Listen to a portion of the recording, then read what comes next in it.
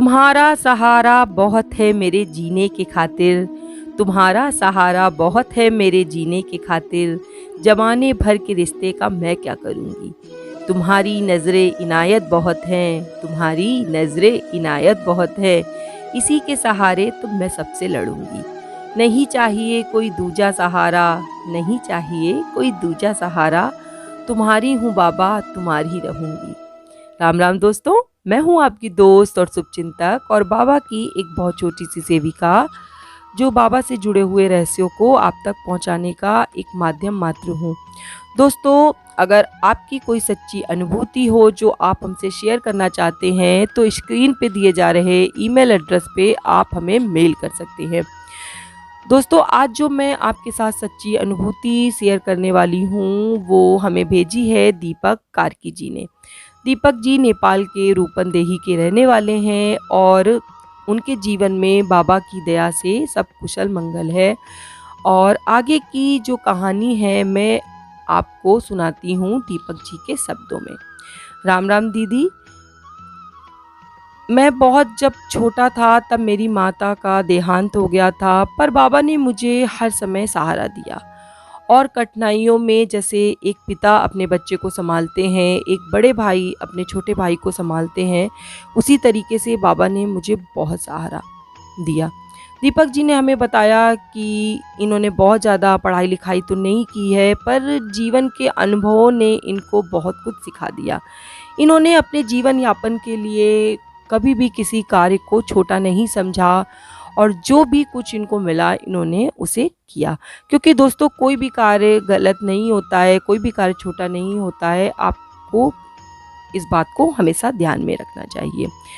दीपक जी के अनुसार वो 2011 में आंध्र प्रदेश में नौकरी करने के लिए चले गए थे और वहाँ इनकी तबीयत बहुत ज़्यादा बिगड़ गई थी। दोस्तों, किसी ने बताया कि इनके ऊपर तंत्र मंत्र करवा दिया गया है, जिस कारण से इन्हें वहां से लगी लगाई नौकरी छोड़कर आना पड़ा।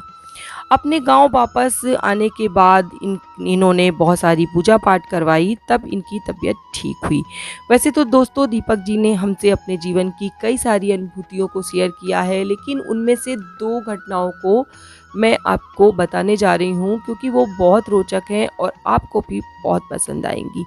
एक तो घटना लॉकडाउन के समय की है और एक घटना उस समय की है जब ये हनुमान चालीसा का पाठ किया करते थे। उन्होंने हमसे बताया कि ये 2018 से निरंतर हनुमान चालीसा का पाठ करते हैं और इनके पास एक हनुमान चालीसा की पुस्तिका छोटी सी हर समय रहती है। ये हर जगह उसे अपने साथ लेकर जाते हैं। इनके ऊपर बाबा की विशेष कृपा थी। इन्हें अपने जीवन में कई चमत्कार जो हैं उन्होंने महसूस किए हैं। इन्होंने हमें बताया कि पाठ के दौरान जब ये हनुमान चालीसा का पाठ करते थे अपने घर में, तो अक्सर एक बड़ा सा बंदर इनके घर में उस समय आ जाया करता था और जब तक ये पाठ करते रहते थे वो इन्हें परेशान नहीं करता था, चुपचाप वहाँ बैठा रहता था। क्योंकि पाठ करने के दौरान ये बहुत सारा प्रसाद भी वहाँ रखते थे, फल भी रखते थे, गुड़ भी रखते थे, पर वो कुछ छूता नहीं था, चुपचाप वहाँ बैठा रहता था। और जब पाठ खत्म हो जाता था तो जो भी ये उसे दे देते थे, ये बंदर जो महाराज जी थे वो लेकर चले जाते थे, पर दीपक जी को कभी भी परेशान नहीं करते थे। दीपक जी ने अपने जीवन की जो एक और घटना हमारे साथ शेयर की है कि जब पूरे भारत में लॉकडाउन लगा हुआ था, उस समय ये आंध्र प्रदेश में नौकरी कर रहे थे और सब जगह जब काम बंद हो गया तो लोग अपने अपने घर वापस आने लगे। आपने भी न्यूज़ चैनल के माध्यम से देखा था कि कैसे लोग अपने घर वापस आ रहे थे, उन्हें कोई सवारी भी नहीं मिल रही थी, फिर भी वो पैदल चले आ रहे थे। ऐसा इन्होंने भी किया, ये अपने गांव के लिए आगे बढ़ने लगे। इन्होंने हमसे बताया कि दीदी, कोई भी बस या ट्रेन उस समय नहीं चल रही थी तो मैं पैदल पैदल आगे बढ़ने लगा। तभी एक व्यक्ति ने इनसे पूछा कि बेटा, तुम्हें कहाँ जाना है? दीदी, वो बिल्कुल मेरे लिए अनजान था, लेकिन उसने जब मुझसे इतने प्रेम से पूछा तो मैंने उन्हें बताया कि मुझे विजयवाड़ा जाना है और वहाँ से नेपाल के लिए गाड़ी मिलेगी। तो वो जो अनजान व्यक्ति थे उन्होंने मुझे कहा कि अच्छा ठीक है, तू मेरे साथ आ जा, मैं तुम्हें वहाँ तक छोड़ दूँगा।